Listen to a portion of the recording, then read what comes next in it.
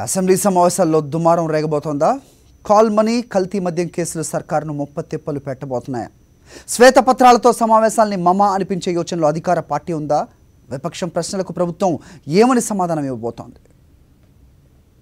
ఈ నెల 17 నుంచి 22 వరకు ఏపీ అసెంబ్లీ సమావేశాలు.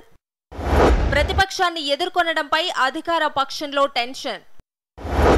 వైఫల్యాలు, స్కామ్ల ఉచ్చులో అధికార పార్టీ. కాల్ మనీ, కల్తీ మద్యం కేసులతో తలలు పట్టుకున్న టీడీపీ నేతలు. ప్రభుత్వాన్ని ఇరుకున పెట్టేందుకు వ్యూహం సిద్ధం చేసిన విపక్షం. బాక్సైట్పై ప్రభుత్వాన్ని నిలదీయనున్న వైఎస్ఆర్సీపీ. అసెంబ్లీ శీతాకాల సమావేశాలకు ముహూర్తం ఖరారైంది. ఈ నెల 17 నుంచి 22 వరకు హైదరాబాద్లో సమావేశాలు జరగనున్నాయి. సమావేశాలు జరిగేది 5 రోజులే అయినప్పటికీ అధికార పార్టీ ఉక్కిరిబిక్కిరవుతోంది.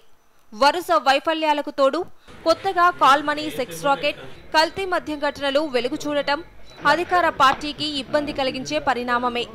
విపక్షం వైఎస్ఆర్సీపీ విసిరే సవాళ్లను ఎలా ఎదుర్కోవాలనే దానిపై అధికార పార్టీ తీవ్ర కసరత్తు చేస్తోంది.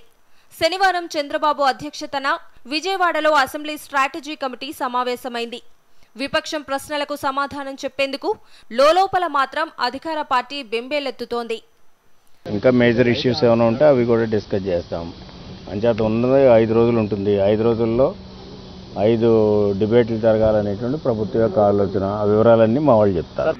అధికార పార్టీకి చెందిన ఎమ్మెల్యేలు, ఎమ్మెల్సీల పేర్లు వినిపిస్తున్న కాల్ మనీ కేసు, కల్తీ మద్యం తాగి విజయవాడలో 5గురు మరణించటం, 40 మంది వరకు అనారోగ్యం బారిన పడటం ఈ సమావేశంలో తీవ్ర దుమారం రేపటం ఖాయంగా కనిపిస్తోంది.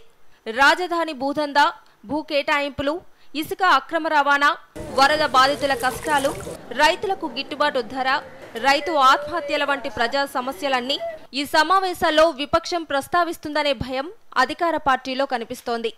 అసలు విషయాలు చర్చకు రాకుండా చూసేందుకు అధికార పార్టీ వ్యూహాలు రచిస్తోంది.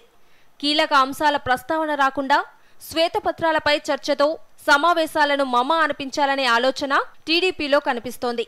7 రోజులు 5 రోజులు శాసనసభ సమావేశాల్లో కూడా ప్రభుత్వమే ముందుగా ఏవైతే ఈ మధ్యకాలంలో ముఖ్యమంత్రి గారు వైట్ పేపర్స్ రిలీజ్ చేశారు, ఈరోజు బాక్సైట్ మీద కానీ, ఈరోజు శాండ్ పాలసీ మీద కానీ, ఏదైతే డ్రౌట్ ప్రూఫ్ స్టేట్ గురించి కానీ ఒక 4-5 వైట్ పేపర్స్ రిలీజ్ చేయడం జరిగింది.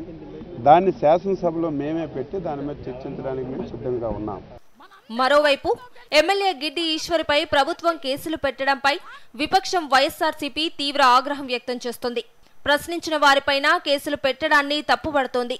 ఈ విషయంపై ప్రభుత్వాన్ని అసెంబ్లీలో నిలదీస్తామని విపక్షం హెచ్చరించింది.